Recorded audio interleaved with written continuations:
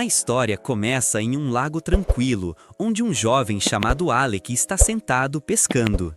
Um mago misterioso chamado Eldas se aproxima e pergunta se ele gostaria de aprender magia, e assim eles começam a treinar juntos.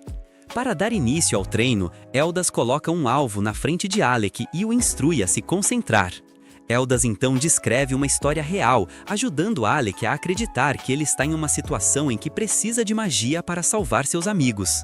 Com uma concentração intensa, ele invoca um círculo de fogo e seu mestre o guia para se acalmar e liberar a magia.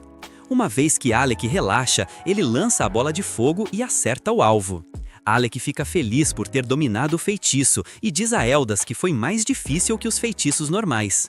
No entanto, Eldas o lembra que pessoas comuns levam um mês para aprender um único feitiço e Alec o dominou em um único dia. Motivado por seu sucesso, o garoto fica ansioso para aprender mais feitiços. Mas Eldas, lembrando de que ele precisa descansar, o aconselha a parar de treinar e pescar o resto do dia. Alec volta a pescar, mas se sente desapontado por não estar aprendendo mais. Eldas diz para ele não apressar o processo e o assegura de que ele se tornará um grande mago naturalmente, graças ao seu talento incrível. Surpreso, Alec pergunta a Eldas se ele realmente precisa de seus ensinamentos, mas Eldas permanece em silêncio. De repente, um peixe grande começa a lutar na linha de Eldas, mudando o rumo da conversa. Divertido com a falta de jeito de Eldas para pescar, Alec o ajuda a puxar o peixe. Ambos puxam com força e acabam caindo para trás, tirando da água um peixe que se debate sem parar. Vendo o resultado de seu esforço, mestre e aluno começam a rir juntos. No dia seguinte, Eldas entrega a Alec um livro para estudar fórmulas mágicas. Alec acha difícil de entender, então Eldas começa a ensinar os padrões das fórmulas. Eles passam dias juntos estudando as fórmulas complexas, até que um dia começa a nevar. Alec interrompe a lição de Eldas e joga um floco de neve nele, iniciando uma divertida guerra de bola de neve. A felicidade deles, no entanto, dura pouco, já que Eldas decide ir para a capital no verão. Alec fica triste por não o ver novamente e Eldas o avisa para nunca se tornar um mago da corte. Confuso, Alec pergunta por que ele o ensinou magia e Eldas revela que estava retribuindo um favor à falecida mãe de Alec. Após suas últimas palavras, Eldas se vira e deixa Alec para trás. Muitos anos depois, nosso protagonista está estudando na Academia Real de Magia. Ao verificar os registros dos alunos, ele descobre que Eldas se formou como um dos melhores e se tornou um mago da corte. No entanto, Eldas foi exilado da corte mais tarde, o que faz com que Alec sinta uma fúria profunda contra a corte real. Para retribuir o favor a Eldas, ele decide mudar a corte, tornando-se ele mesmo um mago da corte.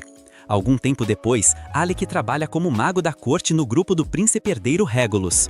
Após uma batalha feroz, o príncipe se vira e o despede de sua posição. Surpreso, Alec pergunta por que ele está sendo expulso e Regulus lhe pede para dizer quais são suas funções. Nosso protagonista responde que seu trabalho é ajudar o príncipe com magia, então Regulus o lembra que ele falhou nessa tarefa durante a batalha anterior. Regulus aponta que ele luta na linha de frente como espadachim, enquanto sua maga Lene lança feitiços ofensivos poderosos e X, o guerreiro, os protege dos ataques inimigos. No entanto, ele pensa que os feitiços de apoio e aprimoramento de Alec são inúteis para o grupo. Alec tenta explicar por que ele só usa magia de suporte, mas Regulus o interrompe e o zomba por ser fraco. Lene também intervém e o provoca por ser sempre passivo e tentar evitar situações perigosas. Ela revela que sempre odiou a atitude covarde de Eldas e que só o aceitou porque Regulus decidiu incluí-lo no grupo. Com a rejeição aberta de Regulus, tanto Lene quanto X se sentem à vontade para expulsá-lo também. Regulus diz que viu potencial em Alec porque ele se formou como um dos melhores magos da corte, mas agora acredita que ele só comprou sua posição. Mais uma vez, Alec tenta se defender, mas Regulus nota uma adaga em seu cinto e a arranca. Ele o repreende por carregar uma arma, dizendo que não permite que plebeus tenham uma. Alec explica que estava apenas se preparando para possíveis perigos, mas Regulus o agarra pelo pescoço com fúria. Ele acredita que plebeus são um bando de idiotas que não sabem obedecer a ordens básicas, e Alec se cala. Regulus rasga a túnica de mago, declarando que ele não merece o título de mago da corte. As duras palavras do príncipe mergulham Alec em um silêncio angustiado e o grupo entra na masmorra deixando-o para trás. Mais tarde, Alec volta para casa para estudar a masmorra, sabendo que o príncipe não tem força mágica suficiente para enfrentar monstros mais fortes a partir do nível 30. Alec toma precauções adicionais para protegê-lo, vai até a capital e pede aos guardas reais para deixá-lo entrar, mas eles se recusam, lembrando que ele perdeu seu título de mago da corte. Enquanto dizem que plebeus não podem entrar, Lene aparece e começa a zombar de Alec novamente. Ao mencionar rumores de que ele chegou ao nível 67, ela diz que ele apenas inventou essas histórias para parecer poderoso. Quando ela se vira para voltar, nosso protagonista tenta segui-la, mas os guardas o impedem. Então, Alec pega um pergaminho e implora Lene para entregá-lo ao príncipe. Ela se vira e pega o pergaminho, e Alec acredita que ela pelo menos fará esse pequeno favor. No entanto, Lene sorri friamente e rasga o pergaminho na frente dele. Em seguida, se virando para ir embora, ela ordena aos guardas que se livrem dele. Pouco depois, Alec retorna à vila, sentindo-se triste por não ter conseguido mudar a corte real, mesmo após 4 anos de esforço. Enquanto está perdido em seus pensamentos, sua antiga líder de grupo chamada Yora o vê parado ali. Ele se vira para olhá-la e ela rapidamente corre para abraçá-lo. Ambos se sentam juntos e Alec conta a Yora tudo o que aconteceu. Compreendendo por que ele se sente deprimido, ela fica furiosa com a injustiça da corte do reino de Galdana. Enquanto reclama da obsessão deles em segregar plebeus e nobres, Alec se preocupa que alguém possa ouvi-los. No entanto, Yora aponta que eles estão sozinhos antes de se lembrar do sofrimento dele. Ele a assegura de que ficará bem e ela fica feliz por ele ter sido expulso do grupo do príncipe. Isso o deixa confuso. Então Yora o lembra que ela fez uma promessa anos atrás, recrutá-lo novamente para seu grupo. Dizendo que veio à capital apenas para recrutá-lo, ela se levanta e pergunta a Alec se ele quer se juntar ao grupo dela. Enquanto ele a olha surpreso, Yora pergunta novamente, dizendo que ela precisa do poder dele. Alec, emocionado, a lembra de que a corte o proibiu por ser inútil. No entanto, ela simplesmente ri e diz que isso não importa. Ela lhe conta que todo o grupo tem esperado seu retorno, lembrando do potencial dele. Ela diz que ele pode voltar a ser um mago da corte se não quiser se juntar a ela. Com lágrimas nos olhos, nosso protagonista se levanta e aceita se juntar ao grupo de Yora. Ela sorri e lhe deseja o melhor para suas futuras aventuras, dando-lhe as boas-vindas de volta ao grupo de rank A chamado Lasting Empired. Enquanto segura as mãos dela, Alec se sente feliz por estar de volta com seus velhos amigos. Depois, eles começam a voltar para casa juntos. Enquanto dorme na carroça, Alec se lembra do aviso de Eldas de nunca se tornar um mago da corte. Ao acordar desse sonho, Yora lhe diz que ainda falta um pouco para chegarem à cidade natal. Alec acena com a cabeça, mas permanece acordado, o que preocupa Yora. Nosso protagonista explica que a situação dele aconteceu exatamente como Eldas havia o alertado, antes de ficar pensativo novamente. Enquanto isso, na capital real, o príncipe Regulus descobre que Alec abandonou o reino. Depois que Lene diz que Alec se tornou um aventureiro, Regulus zomba dele por ter se autoproclamado o maior gênio da Academia de Magia. Enquanto pensa que Alec é um covarde por fugir, Lene oferece uma bebida para celebrar seu novo membro do grupo. Ela acredita que o novo integrante é uma ótima adição, porque é um talento brilhante da família nobre do Duque Forneus. Regulus aceita a bebida e toma um gole, enquanto Lene o olha com admiração e age como se fossem conquistar toda a masmorra com sua força. Enquanto o príncipe ri com arrogância, Alec e Yora finalmente retornam à sua cidade natal, Felicel. Alec se sente feliz por estar cercado por tantos aventureiros e Yora diz que eles explorarão uma masmorra a oeste da cidade. Antes de partirem, Yora se lembra de que precisa registrar Alec na guilda dos aventureiros. Ao entrar na guilda, a recepcionista os informa de que eles precisam de uma licença especial para explorar masmorras mais profundas que o nível 30. Ela também explica que apenas aventureiros registrados há 2 anos podem obter essa licença. Yora se irrita e pergunta à recepcionista por que sua companheira de grupo Grácia não conseguiu o passe para eles. A recepcionista explica como Grácia ameaçou a guilda para que eles simplesmente lhes entregassem o passe, deixando Yora completamente envergonhada. Depois, Yora se senta para comer com Alec, irritada porque Grácia estragou sua tarefa. Ela morde seu sanduíche, reclamando que eles não podem esperar mais 2 anos para entrar no 50º andar da masmorra. No entanto, Yora recupera o ânimo após terminar sua refeição e decide explorar áreas mais fáceis por enquanto. Alex se surpreende, mas ela explica que será um bom aquecimento para as aventuras sérias deles. Animada, Yora se levanta e diz a Alec para aproveitar o tempo com ela na cidade das masmorras. Depois do almoço, eles vão para uma masmorra onde um enxame de insetos monstros o cerca. Yora lança magia defensiva sobre ele, que avança e começa a cortar os insetos. Yora fica feliz com o trabalho em equipe, mas aponta que esta masmorra inicial é extremamente difícil de ser limpa. Enquanto os insetos começam a se multiplicar, nosso protagonista percebe que deve ter ocorrido algum acidente nos níveis mais profundos da masmorra. Yora lança um feitiço defensivo sobre si mesma e avança, mas Alec diz que não é seguro. Confiante, ela continua, dizendo que Alec perdeu seu antigo valor. Yora o lembra que ele nunca recuava diante de nenhum monstro e pede para ele confiar em seu julgamento.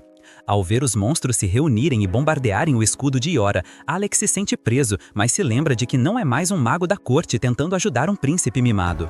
Sentindo a liberdade de ajudar sua amiga, Alex se concentra e reúne sua magia. Yora nota sua concentração e Alec libera um poderoso feitiço de fogo que queima todos os insetos até virarem cinzas. Yora fica feliz que o velho espírito de seu amigo tenha retornado, mas ele pula para eliminar mais insetos que estavam atrás dela. Então, quando um enxame inteiro começa a cercá-los, ambos, Yora invoca um grande escudo enquanto Alec corre. Os insetos zombem inutilmente ao redor deles, enquanto Alec cria um enorme círculo mágico, lançando um feitiço de raio devastador que aniquila todos eles. Aliviado por a luta terminado, nosso protagonista suspira e Yora o parabeniza. De repente, um enorme verme monstruoso emerge do chão e agarra Yora. Sem tempo para relaxar, Alex se dá conta de que esse verme deve ser a causa do pânico dos insetos. Enquanto está pendurada nos dentes do monstro, Yora lembra a ele que ela tem a magia de apoio mais poderosa da academia. Ela sorri, lembrando que ele possui os feitiços mais poderosos para ajudá-la. Com o apoio de Yora, Alec invoca um dragão flamejante que se enrola em sua varinha, canta um feitiço chamado Tornado Flamejante e o lança contra o verme. O dragão devora o monstro instantaneamente e queima todo o seu corpo até virar cinzas, deixando Yora em segurança dentro de sua bolha defensiva. Depois de aterrissar no chão, ele corre até ela, que elogia suas habilidades. Yora diz que ele é o mago mais forte do mundo e Alec aceita timidamente seu elogio. Ela pensa que ele age exatamente como nos velhos tempos, enquanto lembra de uma das batalhas passadas de seu grupo. Algum tempo depois, o grupo de Yora está lutando contra uma hidra. O cavaleiro tenta acabar com ela, mas sua lança ricocheteia inutilmente contra a pele do monstro. Para ajudar o cavaleiro a escapar, a arqueira do grupo distrai a hidra, mas ele fica irritado porque ela interrompeu seu ataque. Enquanto eles discutem, a hidra cospe uma gigantesca bola de fogo em direção a eles, e Yora a bloqueia com uma parede de gelo. Mas outra cabeça do monstro lança um feitiço de raio. Ela detém o raio com seu escudo de terra, mas se sente exausta de enfrentar tantos elementos ao mesmo tempo. Quando a situação parece desesperadora, Alex chama todos por trás. O grupo finalmente sente alívio enquanto ele combina os 5 elementos em um único feitiço devastador que atravessa a poderosa hidra. Felizes por ter seu velho amigo de volta, o grupo corre para cumprimentar Alec. Após terem estabelecido um recorde ao superar o nível 68, todos se sentem empolgados para se aventurar ainda mais fundo e fazer história juntos como o Lasting Period. E agora Alec estava se juntando à mesma equipe de amigos novamente. Quando destruíram o chefe do nível 68 e voltaram para a Academia de Magia, foram aclamados como o melhor grupo de estudantes que a Academia via há muito tempo. Até o instrutor deles, chamado Rose, sabia que havia algo diferente naqueles 4 estudantes, pois pareciam se encaixar e trabalhar juntos com uma sinergia inigualável. Todos voltaram das masmorras com hematomas e cortes, mas com sorrisos largos no rosto, pois haviam acabado de bater o recorde de todos os tempos de alcançar e atravessar o 68º andar com masmorra. E não apenas bateram um recorde, eles o destruíram, já que a última equipe mais forte só tinha conseguido chegar até o 32º andar. Finalmente, chegou o dia da formatura, e Rose divulgou as notas. Ren ficou em 4º lugar na turma, seguido por Kra, que ficou em 3º, depois de Ora, que foi a vice-campeã, e por fim Alec, que foi o aluno com a melhor pontuação de longe na história recente, o orador da turma. Eles estavam todos felizes e cheios de esperança na época, zombando do instrutor e apanhando por isso também. Enquanto saíam da academia juntos, os estudantes restantes observavam com inveja o que pensavam ser o nascimento de uma das melhores equipes que já veriam. Uma equipe que definitivamente ganharia status lendário, sem saber que Alec logo decidiria que não queria seguir a carreira de aventureiro, e em vez disso, queria se tornar mago da corte. Seus colegas de equipe ficaram chocados com a notícia, mas perceberam que o trabalho de mago da corte era comparativamente mais fácil, com um salário muito melhor e mais estável. Embora desanimados, nunca culparam Alec e lhe desejaram boa sorte no futuro. Iora, por sua vez, prometeu que um dia eles estariam em uma equipe novamente. No presente, essa promessa parecia ter se cumprido, enquanto Iora e Alec comemoravam em um bar, onde após apenas um copo de bebida, Iora ficou completamente bêbada e apagada. Ela começou a ficar brava por não terem permissão para ir para as masmorras mais profundas ainda, mas logo acabou dormindo ali mesmo no banco. Alec sorriu para ela, lembrando como ela era basicamente a mesma, mesmo durante os anos de academia. Como um verdadeiro cavalheiro, ele colocou o casaco nela para que pudesse dormir um pouco mais aquecida. Mas uma das pessoas dentro do bar não parecia gostar de cavalheiros, já que ele estava na vibe Sigma. Ele se aproximou de Alec, zombando dele por ser um beta, mas Alec me ignorou completamente, já que o homem era fã de Andrew Tate, referência a Andrew Tate. Ele obviamente tinha problemas de raiva, então levantou a garrafa para quebrá-la na cabeça de Alec, mas Alec usou um escudo de mana sem esforço para bloquear o ataque antes de se virar para encará-lo. O homem sorriu para ele, feliz por finalmente ter conseguido alguma atenção. Ele já sabia que Alec era um mago da corte, e disse que não esperaria que alguém tão elite quanto ele estivesse por aí tentando se tornar um aventureiro. Essa mudança repentina de humor o surpreendeu. Mas o que o surpreendeu ainda mais foi o fato do homem corpulento tirar um cartão do bolso que se revelou ser um passe de aventureiro, e colocá-lo na mesa à frente dele. Alec ficou confuso e perguntou o que diabos ele estava fazendo, mas o homem simplesmente respondeu que era um pedido de desculpas por tê-lo testado com a garrafa. No entanto, ele também colocou outra condição. Alec deveria mostrar sua magia se quisesse pegar o passe. Alec ainda estava confuso, quando de repente Iora, a idiota, acordou Grog e chamou o homem de mestre da guilda, perguntando o que ele estava fazendo ali. Alec ficou sem palavras, imaginando por que o mestre da guilda simplesmente lhe daria um passe. Mas o homem parecia ser de boas assim, e o entregou, antes de levá-los para o campo de treinamento. Ele disse que aquela era a área de treinamento subterrânea, onde ele testava as equipes que queriam subir de nível, e era ali que Alec mostraria sua força. Iora disse que talvez não fosse o melhor momento, já que Alec estava bebendo há um tempo, mas Alec afirmou que ainda tinha mana suficiente para lutar. O mestre da guilda se apresentou formalmente a Alec como Levi, e isso imediatamente fez tocar um sino na cabeça de Alec, que percebeu que o mestre da guilda era um mago muito poderoso que costumava liderar uma equipe de Rank S há um tempo. O mestre da guilda riu, dizendo que aquelas eram memórias vagas agora, e esclareceu os requisitos, que eram muito simples. Alec tinha que impressionar Levi com suas habilidades mágicas, e só. Com isso, os dois se prepararam para a sessão de treino, e Alec deu o primeiro passo, usando sua magia ofensiva de raio, que foi habilmente esquivada por Levi, que por sua vez usou magia de água, e jogou balões de água, imagino. Alec esquivou e percebeu que o mestre da guilda tinha vantagem em termos de alcance, então ele teria que tentar outra estratégia. Decidiu transformar a luta em um combate corpo a corpo. Mas para sua surpresa, em vez de recuar, Levi bateu no chão com os punhos e usou magia de reforço em si mesmo, aumentando muito sua velocidade.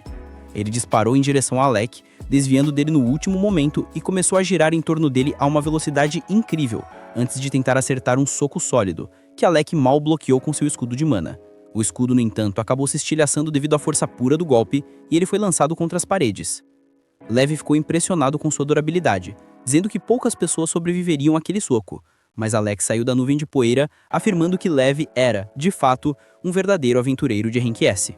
Ver sua natureza despreocupada confundiu um pouco Levi, que esperava que ele estivesse assustado e preocupado. Mas Alec disse que estava continuamente esquecendo que não era mais o mago da corte, que era obrigado por um monte de regras e só podia usar magia defensiva. Como agora ele não estava mais preso a nada, poderia realmente se soltar e usar todo o seu arsenal de ataques mágicos. Levi riu disso e não do que ele viesse com força total. Alec tirou seu bastão rígido novamente, mas desta vez o transformou em uma lâmina mágica. Levi se preparou para os ataques e novamente jogou balões de água nele, mas desta vez Alec conseguiu desviar do primeiro.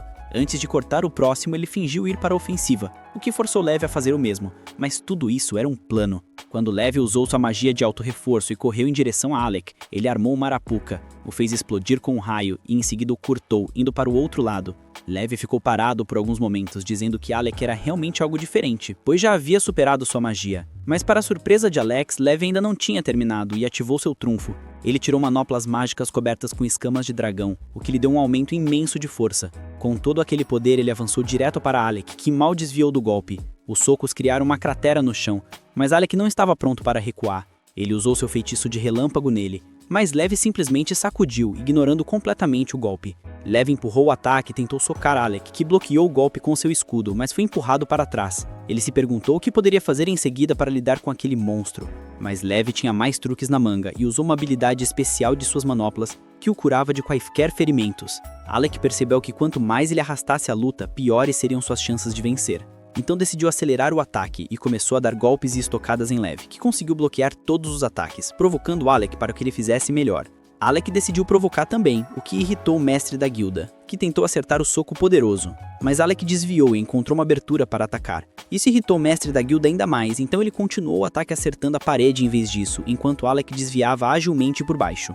Lev não lhe deu espaço para respirar, no entanto, e tentou acertar outro ataque. Mas Alec bloqueou com sucesso antes de tentar dar o golpe da vitória. Para sua surpresa, o mestre da guilda era muito mais resistente do que parecia, e absorveu o dano antes de tentar um golpe duplo que cobriu o ar com uma nuvem de poeira. Mas quando a poeira se dissipou, Alec emergiu ileso e tentou ir atrás de Lev mais uma vez. Desta vez, porém, quando ele atingiu o mestre da guilda, seu bastão rígido perdeu a força e ele caiu no chão inconsciente após ficar completamente sem mana. Dorha imediatamente correu até ele, usando sua magia de regeneração para curá-lo. De repente, Rain apareceu no campo de treinamento, zombando de Lev por ser um aventureiro de rank S e usar sua habilidade mais forte em uma pessoa de rank inferior. Lev mandou que ele calasse a boca, pois estava apenas testando os limites de Alec, e o teria aprovado de qualquer maneira. Com isso, Rain pegou Alec e o levou para um quarto onde ele poderia descansar. Enquanto Rain estava sentado nas pernas dele por alguma razão estranha, eles conversavam sobre como fazia muito tempo que não estavam juntos assim. Foi quando a recepcionista invadiu o quarto, dizendo que precisava urgentemente do mestre da guilda. Lev pegou o rosto dela e arrastou para fora do quarto com ele. Enquanto isso, Rain pegou um monte de bebida e pediu para que Ora lhe contasse tudo o que havia acontecido com Alec. Quando ela terminou, Rain estava tremendo de raiva, percebendo que as pessoas na equipe dele o faziam carregar todas as coisas, faziam um inventário, nunca o deixavam usar nenhuma magia além da defensiva e nem o deixavam carregar uma adaga. Ele se virou de repente para Yor e perguntou como exatamente Alec usou magia defensiva, já que esse era o trabalho dele na academia. E Alec nunca foi bom nisso. Yora respondeu que ele aprendeu do zero e trabalhou nisso até ficar bom o suficiente. E agora sua magia defensiva era quase tão boa quanto a dela. Ele percebeu que mesmo depois de cuidar do príncipe corrente por todo aquele tempo, eles ainda o baniram, chamando ele de inútil. Ele acabou quebrando a batata nas mãos de raiva, que acordou Alec. Ele ficou um pouco surpreso de ver Rain ali, enquanto Yora exclamava alegremente que o mestre da guilda havia dado o passe. E isso deixou Alec muito feliz, pois agora eles poderiam ir para as masmorras de nível mais alto como uma equipe. Mas Rain disse que isso podia esperar, pois antes eles precisavam fazer outra coisa. Alec não tinha ideia do que ele estava falando, mas Rain explicou que primeiro eles precisavam se vingar. Para isso entrariam na cidade real, se esgueirariam no palácio e em seguida dariam uma surra no príncipe e na sua equipe. Alec disse que eles não fariam nada disso, e até Yora afirmou que lutar contra outras equipes era estritamente proibido. Alec pôs a mão no ombro de Rain, dizendo que se divertir muito na aventura seria o suficiente para ele, já que ele não se importava mais ou pensava no que aconteceu na corte. Rain de repente disse que tinha tido uma ideia. Tudo o que eles tinham que fazer era se tornar a equipe mais forte do mundo. Isso irritaria o príncipe pra caramba. E se o país deles estivesse em algum problema, eles seriam obrigados a pedir ajuda à equipe mais forte do mundo. E seria realmente incrível dizer não na cara deles. Alec percebeu que aquele era o melhor acordo que ele poderia conseguir. Então, ele concordou em se tornar a equipe mais forte do mundo. Enquanto isso, em outro quarto, uma aventureira ferida de rank S chamada Krista estava gravemente ferida, respirando com dificuldade, enquanto a recepcionista aplicava bandagens em seu corpo. O mestre da guilda não parecia divertido com isso, pois se a equipe de rank S estava em apuros, isso significava que toda a guilda estava em apuros. Krista disse a Lev que sua equipe ainda estava encurralada e que eles precisavam de toda a ajuda que pudessem conseguir. O mestre da guilda imediatamente convocou uma reunião de emergência, chamando todos os aventureiros de rank A e explicando que eles fariam uma missão de resgate no 64º andar. De volta ao quarto de Alec, ele acabou encontrando Crea depois de muito tempo, cujas duas personalidades pareciam ter se desenvolvido muito bem. Ela perguntou por que ele não estava na reunião, mas Alec respondeu que não era um aventureiro de rank A, então ficou para trás. Ela imediatamente lançou seu feitiço de cura, que curou completamente Alec em um instante, o que o fez se perguntar por que diabos eles estavam usando bandagens em Krista se podiam simplesmente lançar magia de cura. Enfim, Yora e Rain entraram no quarto e Rain começou a gritar de empolgação dizendo que eles fariam uma missão de resgate. Eles atualizaram Alec sobre os acontecimentos, dizendo que a masmorra era um pouco diferente, porque naquele andar você não podia usar magia, então dependia completamente de poções. E como a equipe de Rank S foi completamente aniquilada, acabaram enviando Krista sozinha para buscar ajuda. Alec perguntou a Crea se ela estava bem em trabalhar naquela masmorra, já que sua especialidade era magia de cura, e ele respondeu de forma irritada que ela se opôs. Mas o idiota Rain ignorou e usou seu veto para entrar na masmorra. Eles começaram a discutir e Yora se virou para Alec dizendo que a decisão de ir ou não para a masmorra deveria ser dele, já que ele teria o trabalho principal e mais difícil de lidar com o chefe principal do andar. Alec concordou com a missão e logo eles seguiram para a masmorra. Parado em frente à entrada, Rain disse que aquele seria o começo da linda da equipe deles. Lá estavam eles, os lendários membros do grupo Período Duradouro, encarando a entrada sombria da masmorra. Bateu aquela nostalgia forte. Lembram quando éramos só estudantes e explorávamos isso aqui? Murmurou Yorha, a maga de suporte. Agora, estavam ali de novo, mas como adultos, muito mais casca-grossa. A promessa era a mesma de anos atrás, ficarem invencíveis e darem as cartas no mundo. Eram jovens, com a cabeça cheia de ambições e missões. Tomara que o futuro fosse gentil com essa turma. Sem enrolação, o objetivo era resgatar o tal Recroma no 64º andar. O protocolo mandava limpar cada andar na sequência, mas o Período Duradouro não era um grupo comum. Yorha tinha o item da liberação de chefes que eles já tinham vencido, mas o núcleo mágico dela só os levaria até o 52º andar. A sacada genial foi a do mestre da guilda, que entregou a eles o núcleo de Krista. Com ele, o teletransporte era direto para o andar 64. Antes de atravessarem o portal, Orneste fez a sua declaração bombástica. Com a lança já na mão, ele gritou: "Este andar, o 60º andar do massacre de tanques, será o novo início do lendário grupo Período Duradouro." Yorha jogou o orbe mágico para o alto e, com um feitiço complexo, teletransportou a todos instantaneamente para o andar da masmorra. A chegada barulhenta acionou a aparição de esqueletos mortos-vivos, mas para o Orneste, aquilo não era mais que uma brincadeira de criança. Ele sorriu, ativou o artefato que se transformou em uma lança gigantesca e avançou. Com um movimento mais leve, ele varreu os esqueletos da frente, partindo para cima dos inimigos sem estratégia alguma. Yorha, já acostumada, correu para alcançá-lo e dar o suporte necessário. No fundo, Alec cochichou para Kazia, os olhos arregalados. "Nossa, nunca imaginei que o Orneste arrumara um artefato também." Kazia riu e explicou. Era a Alma Resteká, a lança negra. Conhecida por ser cruel na hora de perfurar e cortar e quase impossível de quebrar, já que tinha 3 encantamentos irados. "Uma arma tão imprudente combina com um cara imprudente como Orneste", ela comentou, balançando a cabeça. Alec concordou e pensou se eles realmente teriam que fazer algo, já que o Orneste estava limpando a área sozinho. Para não ficar de fora, Alec gritou perguntando se ele precisava de ajuda. Orneste deu um corte. "Negativo. Guarda a energia, Alec. Os inimigos de verdade estão por vir."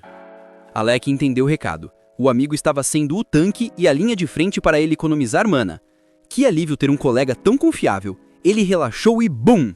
Sentiu que seria atacado pelas costas. Ele agiu mais rápido que um raio, conjurando um feitiço para trás, mas não acertou nada. Será que imaginou? Olhando com mais atenção, ele percebeu, tinha um inimigo escondendo a presença ou totalmente invisível. Ele atacou o ar com a blanda mágica, forçando a criatura a se materializar. Era um ceifador. Orneste riu. Bom ver que o meu velho amigo Alec não perdeu o jeito. E deixou a briga para ele, confessando que não sabia lidar com criaturas que sumiam do nada. O ceifador avançou com a foice, mas Alec foi mais rápido. Acertou o golpe preciso e derrotou o monstro instantaneamente. Alec parou e olhou para o grupo. Ninguém parecia surpreso com o ceifador. Eles já sabiam que o andar estava infestado, o que significava que estavam testando a habilidade do mago de ataque enferrujado. Enfim, mais mortos-vivos cercaram a área. Ornest e Alec mergulharam na batalha, com Krasia e Yorha dando suporte mágico sem parar. Alec finalizou a leva com um trovão, rápido. Ele tinha certeza, a área estava completamente limpa. Ornest percebeu a estranheza, porque Alec só usava o feitiço trovão se tinha um arsenal de combate. A resposta envolvia um rolê confidencial com um palhaço real que ele servia, mas ele desconversou. Uso esse feitiço porque é o mais rápido de ativar, simples. Ornest sabia que ele estava escondendo algo e ia confrontá-lo, mas... O chão tremeu com uma violência absurda. Yorha apontou. É o chefe do andar! Com o impulso mágico de Yorha, Ornest disparou na frente com sua habilidade de raio, enquanto os outros 3 correram atrás, num ritmo bem mais lento. Chegando ao final do corredor, eles caíram em um campo aberto e deserto. Alec viu Ornest olhando para o chão com uma cara de quem não acreditava. Ele olhou também, e lá estava ele, um aventureiro chamado Loki, sendo perseguido de forma patética por um monstro estilo dinossauro. O chefe do andar corria atrás do coitado, que implorava por ajuda. Ornest não moveu um músculo para ajudar. Loki, o mago de suporte, era conhecido por ser o maior idiota do grupo de Recroma e Krista. Loki viu Ornest e, percebendo que ficaria na mão, ameaçou. Vou te assombrar se me deixar morrer! Ornest não ligou. Loki tropeçou e caiu de cara.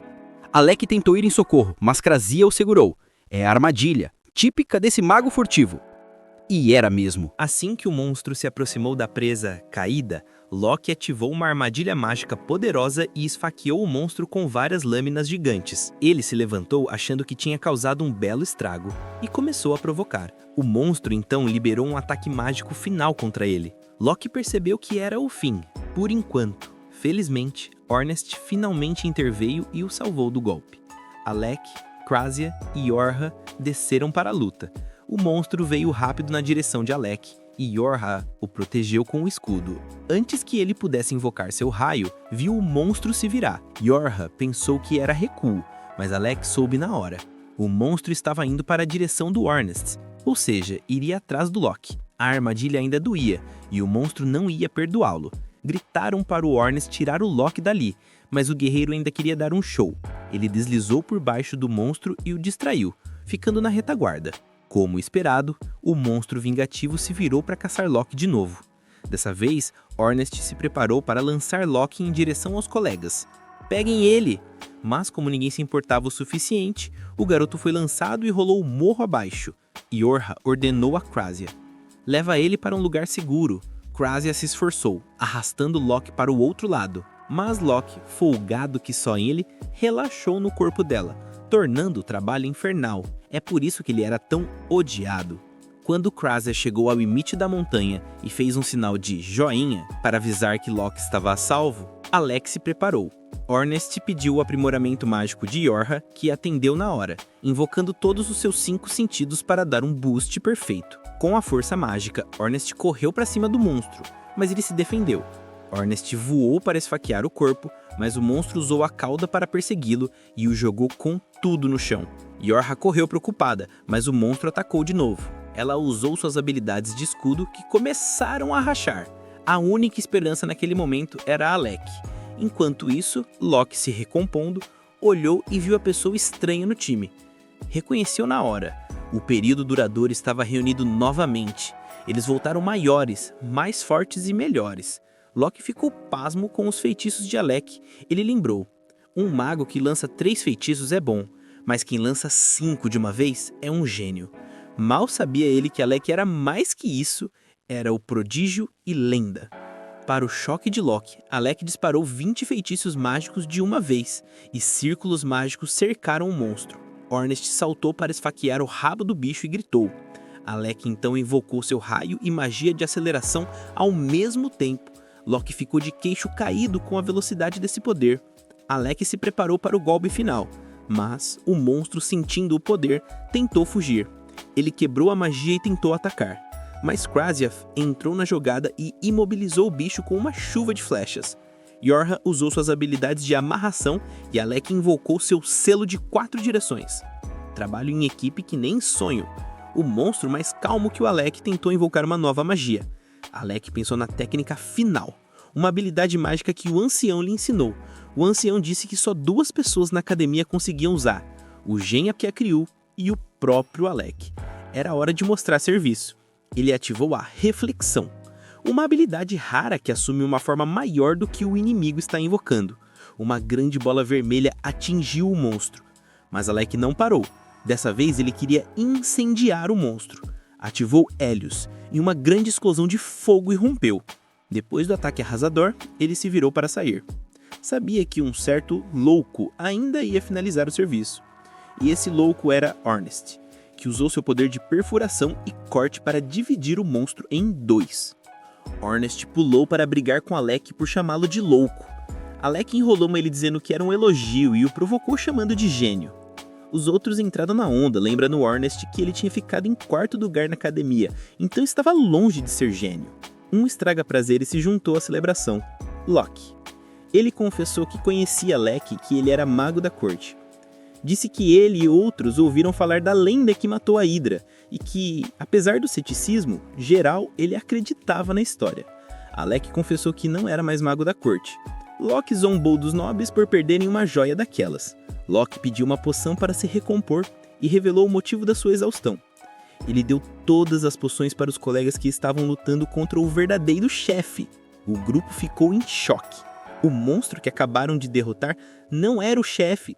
Locke informou que eram 2 chefes, e eles tinham lutado contra o mais fraco. A equipe dele usou Locke como isca para atrair o chefe com o QI mais baixo para que pudessem lutar contra o chefão.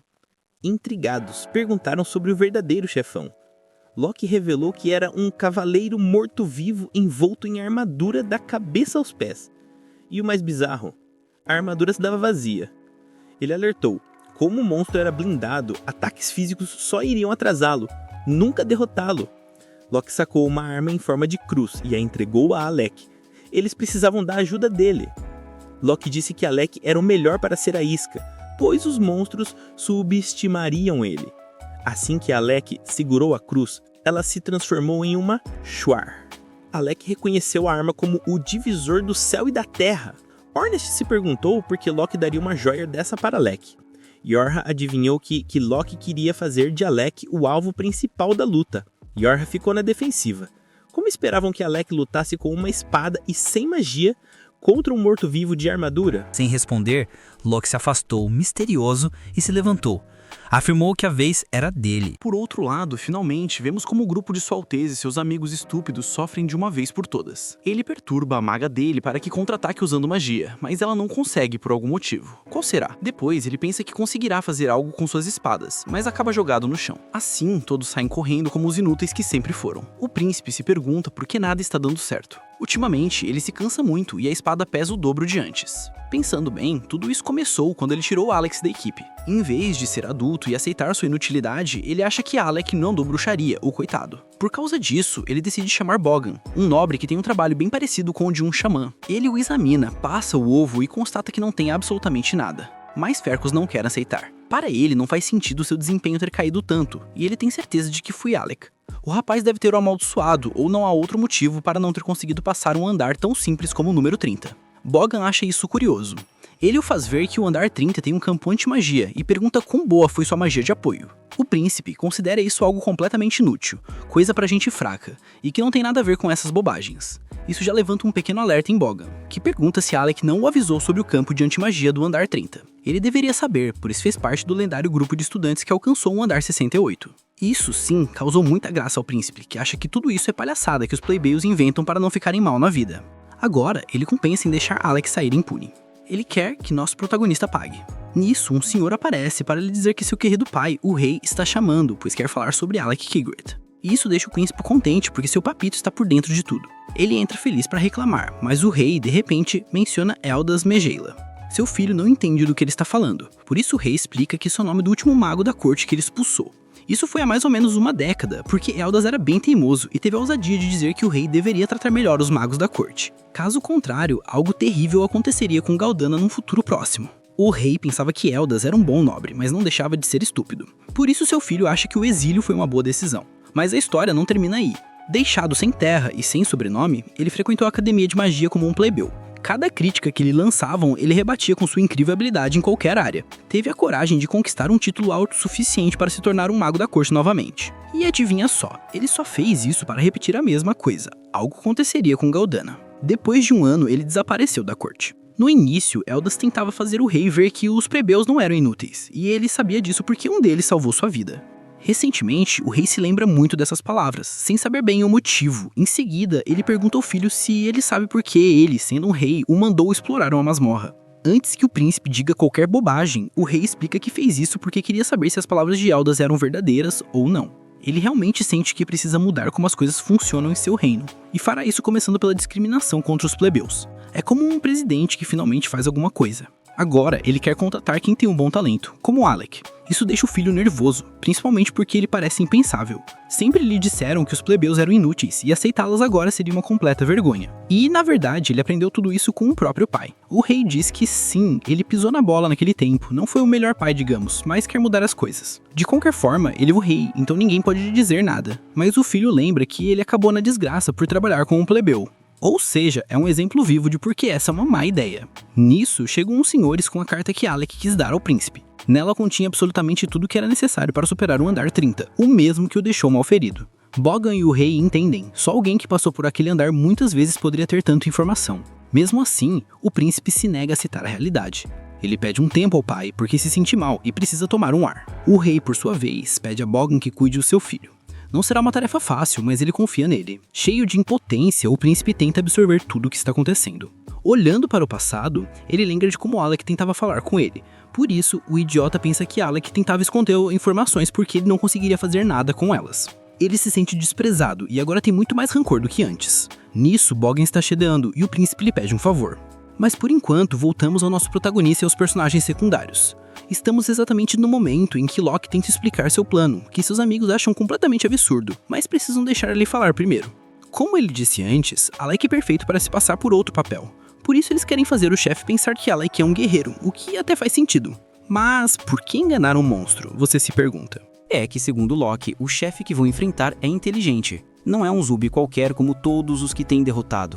Além disso, é um espadachim experiente, e isso é muito difícil de acreditar para todos, mas eles têm que fazê-lo, mesmo que Alec quisesse vir com seus próprios olhos. Por outro lado, não é como se Locke quisesse agir como líder do grupo agora, certo? Claro que não. Ele só quer que o escutem, senão tudo vai dar muito errado.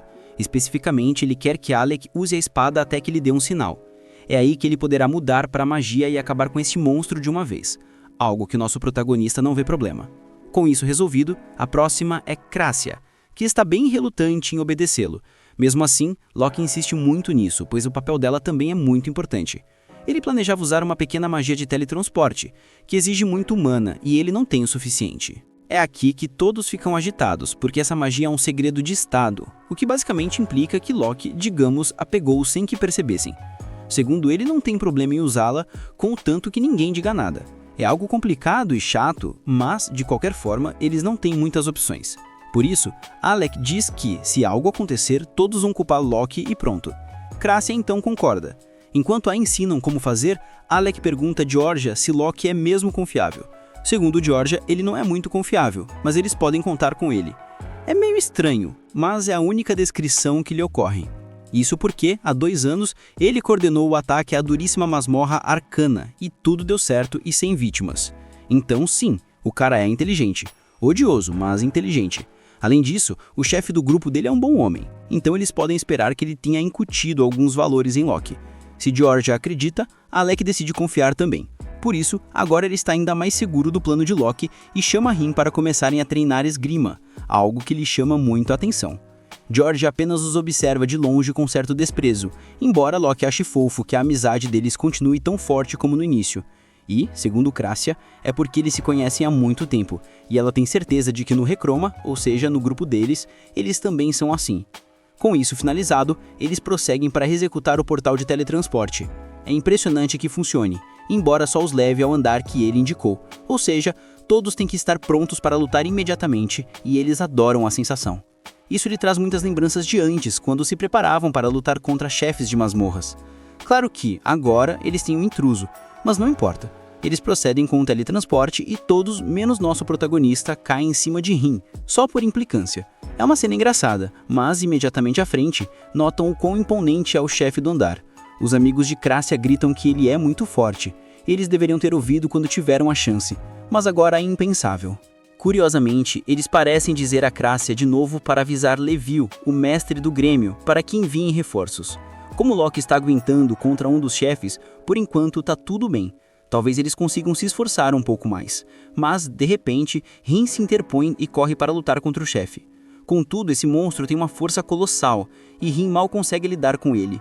Entretanto, ele não está sozinho. Imediatamente, nosso protagonista aparece para apoiá-lo na luta.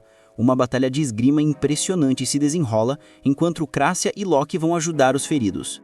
Depois de vários golpes, Alec nota que a armadura desse cara está mesmo vazia. E Rin o adverte para não se preocupar com mais ninguém. Ele se lança de frente para dar uma finta no monstro. Com isso, ele consegue enganá-lo e o deixa preso com sua capa. Depois disso, Alec aparece e o finaliza, tirando o capacete, já que ele não tem cabeça. A armadura cai no chão e eles se acalmam, pois parecem ter vencido. Mas assim que se vira, esse monstro volta muito mais forte. Uma aura hostil o cerca, e algo que parece saído de Resident Evil sai de sua cabeça. Com isso, Georgia o identifica como um Dullahan, o cavaleiro sem cabeça, ou seja, um morto-vivo nascido de uma montaria e um homem. Assim, pode-se intuir que o monstro de antes era seu cavalo. Nosso protagonista está encarando, mas, de repente, o Dullahan desaparece para atacá-lo de frente. Ele está muito mais forte e rápido do que antes, mas, de novo, Alec também não está sozinho. Georgia se encarrega de potencializar Rin, contudo, que está muito bravo porque escolheram Alec para lutar antes dele. Ele corre para chamar a atenção do monstro, e Alec, de novo, lhe dá uma espadada. Mas esse cara é muito duro, mesmo com nosso protagonista usando um artefato muito bom. Mesmo assim, ele se levanta, solta um grito como o próprio Hulk e corre direto para Alec. O coitado consegue se defender, mas o impulso o joga contra a parede. Se não fosse por Georgia, ele teria acabado como Plankton. Nosso protagonista agradece a Georgia e imediatamente pergunta a Loki de quanto mais tempo ele precisa. Ao ver que são 5 minutos, ele toma uma poção e prepara as outras 2, pois vai precisar. Rin, por sua vez, grita para que ele se apresse de uma caralha de vez, porque, para ser um além da corte e um prodígio, ele está chorando demais o filho da mãe. Nosso protagonista manda parar de falar muito porque ele já terminou a última poção dele, o que agrada a Rin, porque ele está começando a ser respondão como costumava ser. Haviam se passado 4 anos desde a última vez que se viram, e Alec chegou com uma cara de enterro que só causava depressão.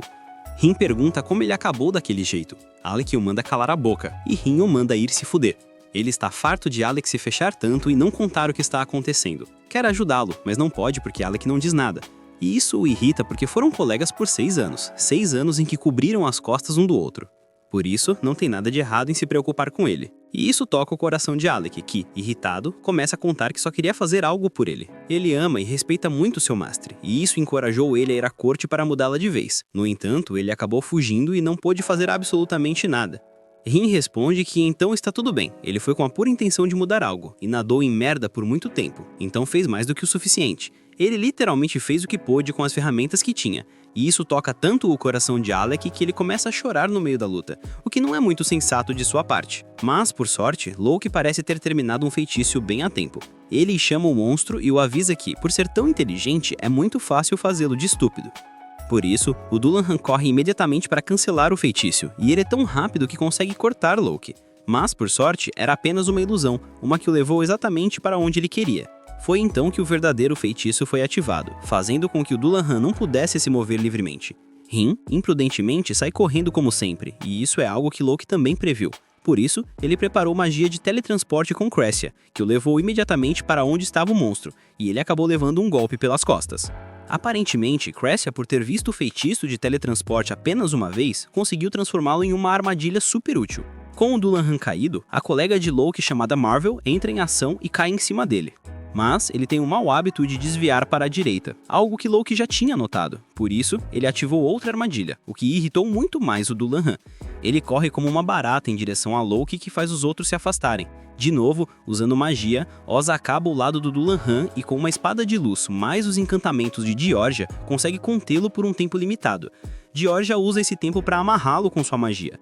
Loki é fraco, mas não pense em deixar esse monstro vencer, porque, segundo suas próprias palavras, ele forja a própria sorte. Nesse momento, o Dullahan o joga com um golpe e é aqui que Loki dá o sinal a Alec para que ele se encarregue desse monstro e leve toda a glória. Mas bem, chegamos ao fim do vídeo de hoje. Comente a palavra espada para eu saber que você chegou até o final. Lembre-se de dar like e se inscrever. A gente se vê, Rebobina se despede.